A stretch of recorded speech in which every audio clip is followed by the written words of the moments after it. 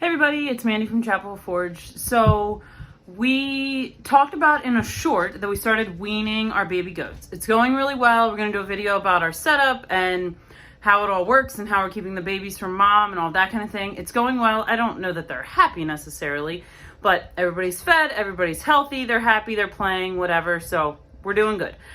They've been weaning now for maybe 4 or 5 days.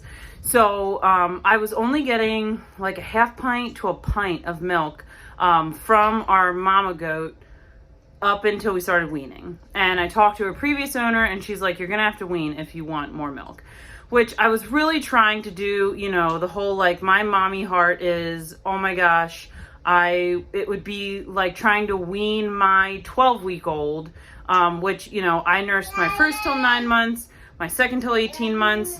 Zuzu, who you hear in the background, is 13 months and I'm still nursing her. So, which is so weird for me because I don't typically humanize our animals. Like, our animals serve a purpose. We don't really have any pets except a pet bunny. That's my son's. And that's not to say like pets are bad. We're just not really pet people and we just enjoy having livestock more. So anyway, once I finally got over myself, we split them up and it's been going great. So the upside to that is I'm now getting like a half gallon to 3/4 of a gallon of milk every day, which is fantastic. So in my pot here, I have 1.5 gallons of goat milk.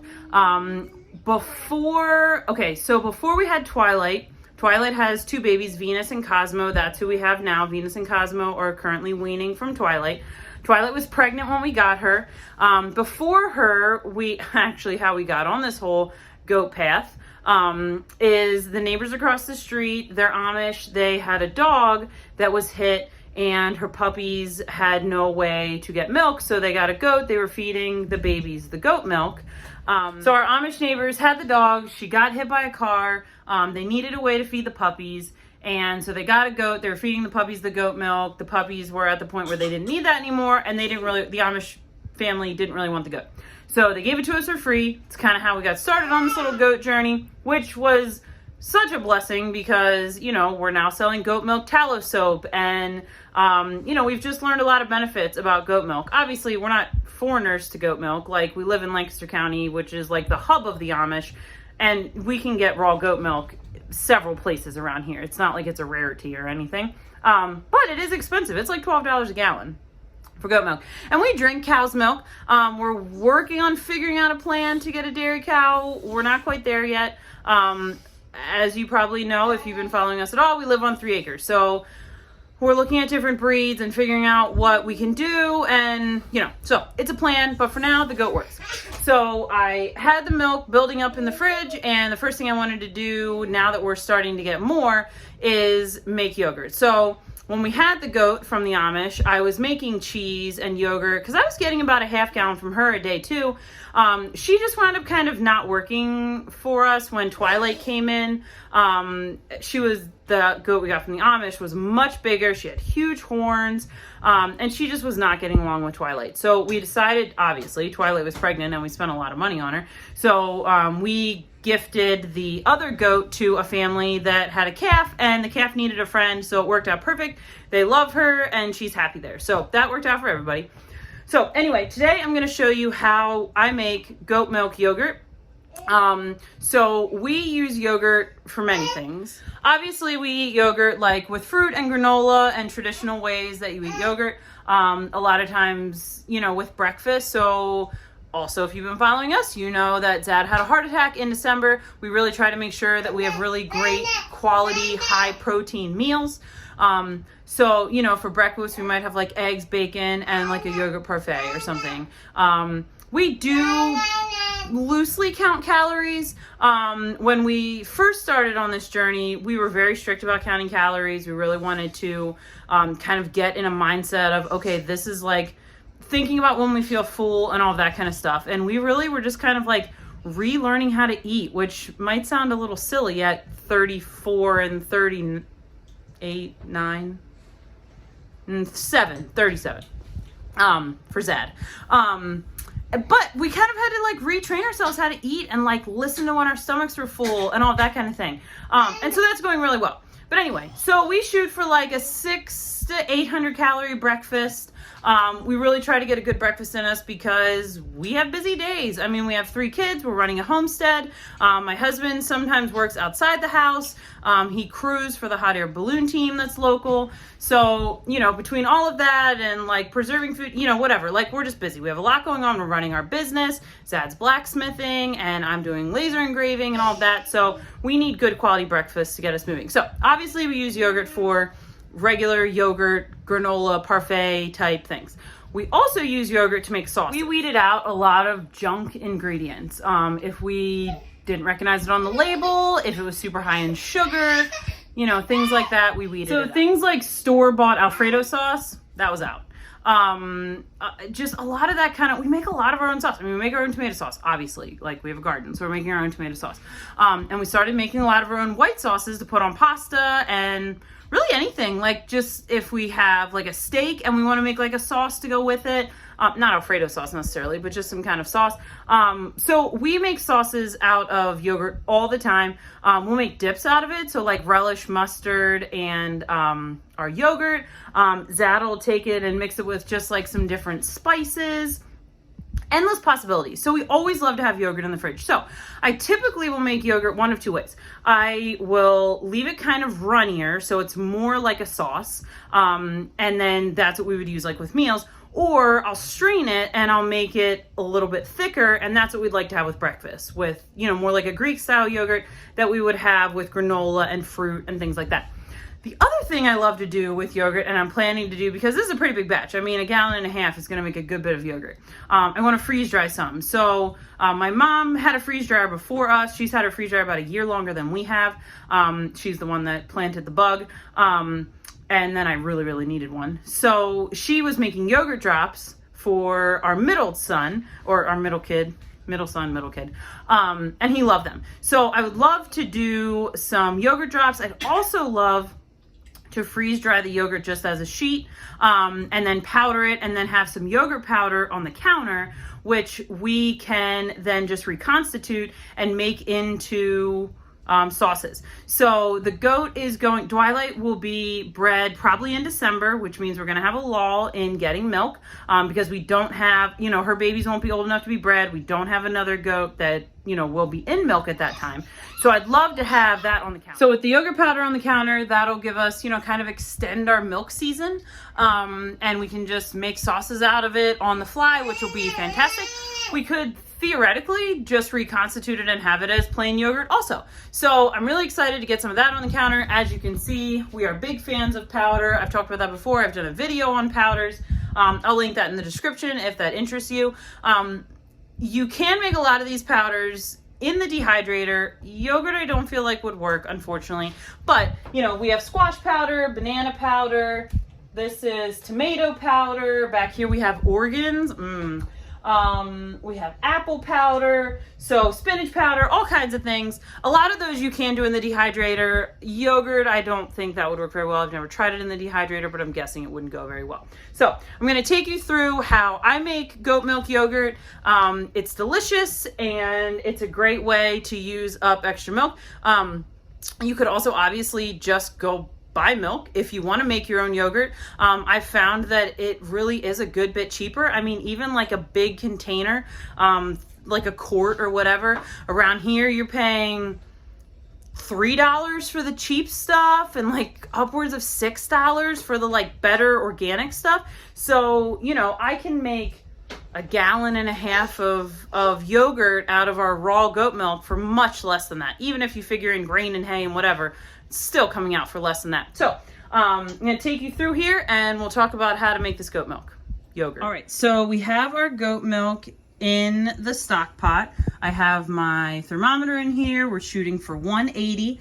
So the ratio is basically 1 quart to 2 tablespoons of yogurt. So you could use like the yogurt, like little cultures that you can buy. That's really not necessary though. You can just buy like a quart of yogurt from the store or your local farmer or whatever. And then that's gonna be your ratio. So I have 6 quarts in here because I have 1.5 gallons. And right now we're just waiting for it to come up to 180. You wanna do this slowly. So I have my burner. Don't mind how dirty my stove is. I have my burner down here on like low medium. We have a propane stove, so it's super hot. So that's what we're waiting. So we let our yogurt come down to 110. You can definitely speed this process along. Like if you want to sit your pot in like a big bowl that has ice in it or something like that. I typically have 100 projects going on at once, so I just let it sit here and get down to 110, 115 by itself, which is fine because, you know, then I remember, oh crap, I didn't look at my yogurt and we need to get that done. So I have it down here. I love using, by the way, using this thermometer that has the little clip because I can just put the lid on it. I know nothing's like gonna get in there. And I can just kind of keep an eye on it as I'm buzzing around the kitchen. So we're down to temp. We're gonna get it into the Instant Pot.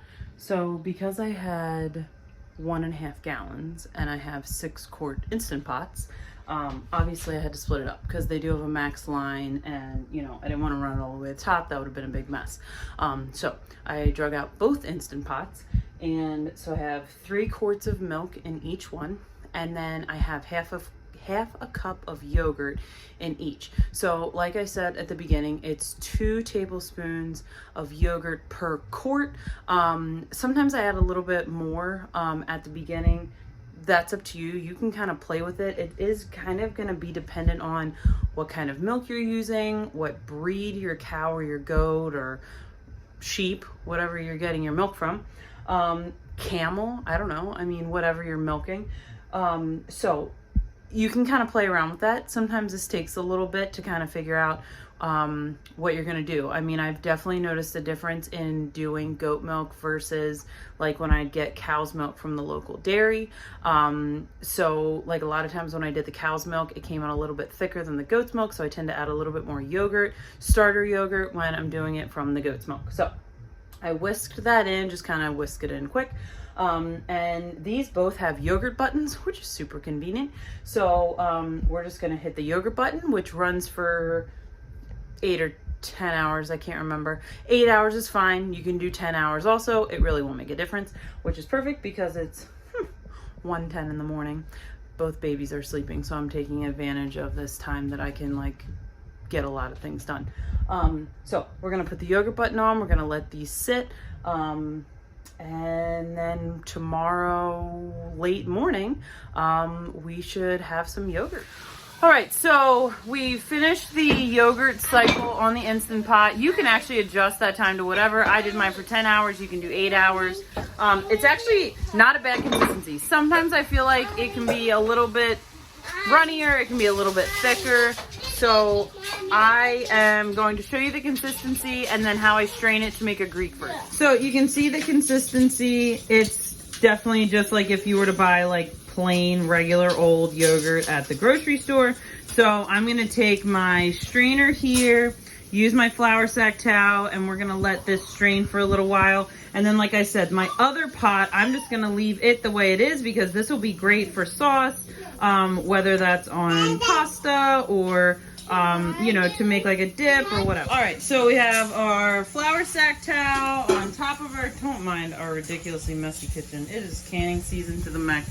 We got dirty pots, cute babies, a husband doing dishes, Bud's drying dishes. We got beans from the garden and tomatoes. I'm trying to get ready to make soap. There's eggs overflowing.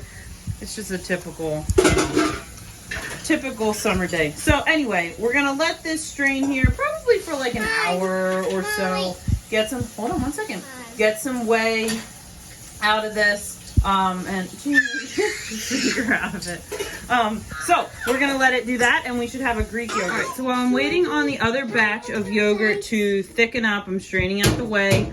I poured the other one onto these freeze-dried trays. So I'm going to put up some yogurt powder, which is gonna be great for tons of things. I have my little taste tester here. Jamie boy, is it good? Mm-hmm. So you can definitely obviously just use this as regular yogurt. I want to freeze dry some to have on the counter. I have lots of helpers tonight, as you can hear. So that's what we're going to do with that one. And then I'll show you what the thicker one looks like once it's ready. Okay, we're going to be swaying because the baby's on my back and she's not happy because it's nap time. So we did our freeze dried yogurt. We got it here in a jar on the counter. I have a couple jars of it. I just separated it into a few different jars because it's what I had available. So that'll be available for Zad. He usually makes our meals typically. So that'll be available for him to make into sauce or do whatever. And then we have our Greek yogurt. So the second thing we did was the Greek yogurt. And watch out. Hold on, watch out. Okay, hold on. And we got some amazing Greek yogurt. It is so thick. Hold on, it's okay. So we got this Greek yogurt. It's super thick. Look, it's like not even falling off the spoon. It's phenomenal. So we can use this just to eat with breakfast. I mean, all kinds of things. You could have it as a topping on fruit or like do whatever with it. So I'm super excited about this. We made this from the milk we got from our backyard. And so we have the thinner version, the thicker version, super versatile in what we can do with it. So if you have questions about how to do goat milk yogurt or just yogurt in general, even from cow's milk, reach out, let me know. Hope you learned something today, and we'll see you next video.